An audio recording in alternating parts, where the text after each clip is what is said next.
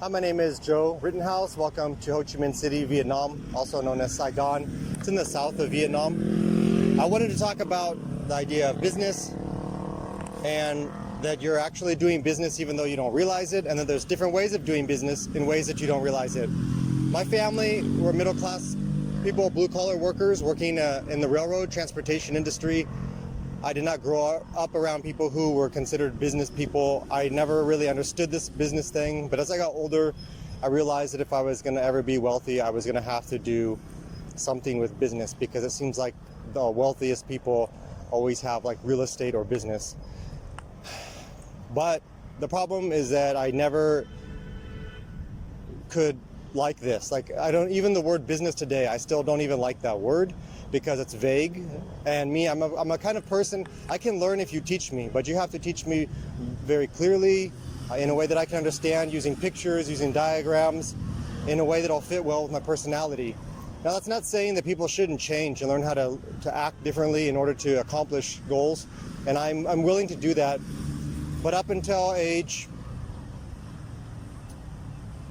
32, up until that point, I was finding it very difficult to understand or accept or start to do what they call this business thing.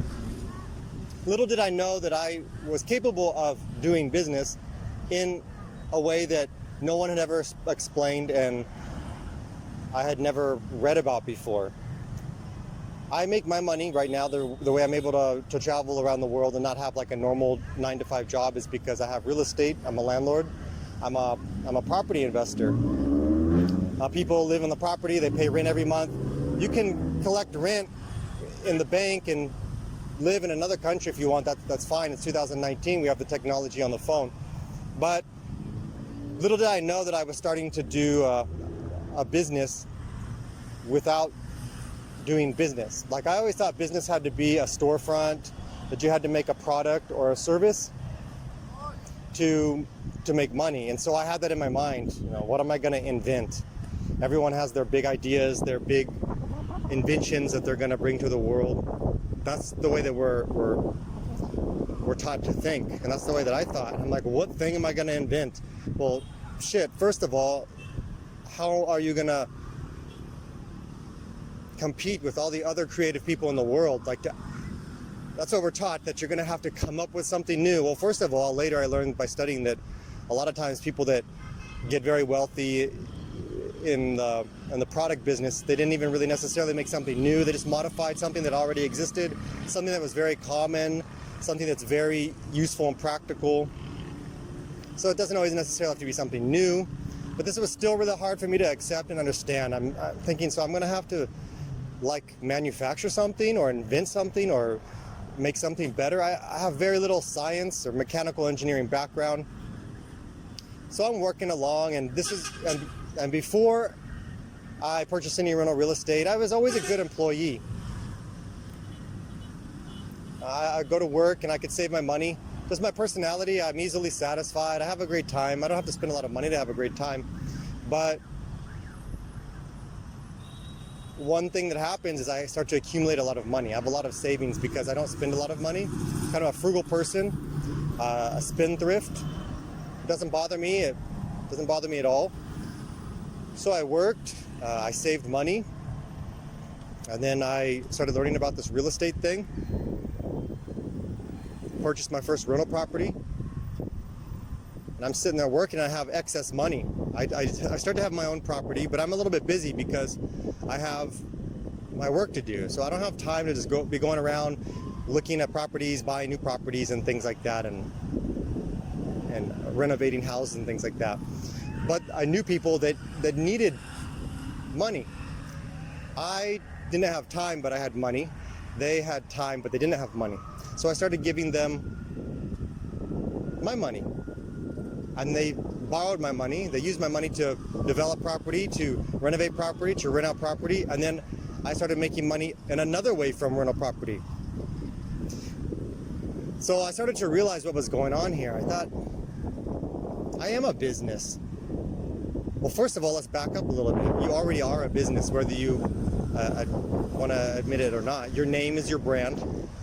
When you go to work, you're renting out your time, you're exchanging time for money. You're basically, your job, your employer is renting you. They will stop renting you at any time when they feel like you're not useful anymore. They don't want your services anymore. So really, through my studying, I've realized that we're all a business, and you're always a business. You'll always be a sole proprietor service business, providing your services to anyone who's willing to pay you for your personality, for your abilities and your skills. So let's get that out of the way. You already are a business. But then I went a step further and I realized me working, my work is like a factory. So when I work, that's the factory. I produce, what is my product? I always was producing a product. My product is dollar bills. Dollar bills are value. They represent the time and energy that I put in to being a good employee, not being an asshole, going to work, being polite, being nice, and I produced a lot of a good product. I produced a lot of dollars at my job, and I took good care of those dollars. I didn't spend them. I got tens and 20s and 50,000s and 100,000s of dollars, and I put them in the bank. And then people came along saying, hey, we are also property investors like you. You're busy, but you have money. We'd like to buy your dollar bills. So basically, people are buying my dollar bills from me. I take them out of the bank, I give them to other property investors, and then they either pay me back slowly for the product. You know, here, take my dollar bills. I'll sell them to you. You can pay me back slowly over time. That's like rent.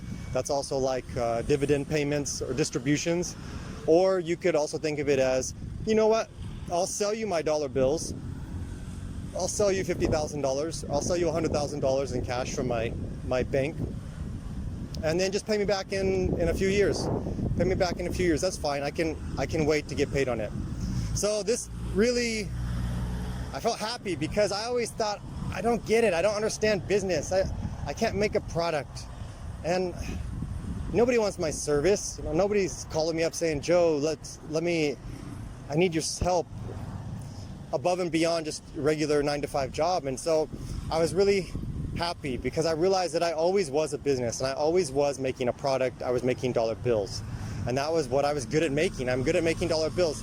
So the next time you think that you're not a business, you're wrong. You are a business. Your name is your brand. And the next time you're thinking about, I got to make some product, I got to make some unique 2019 invention and service that no one has ever thought of before. I'm gonna mortgage the house. I'm gonna borrow money from friends and family. I hope I don't lose my family's house. I hope I don't destroy my friendships. Just remember that you already are a factory. You are a money factory. From Ho Chi Minh City, Vietnam. I'll see you later.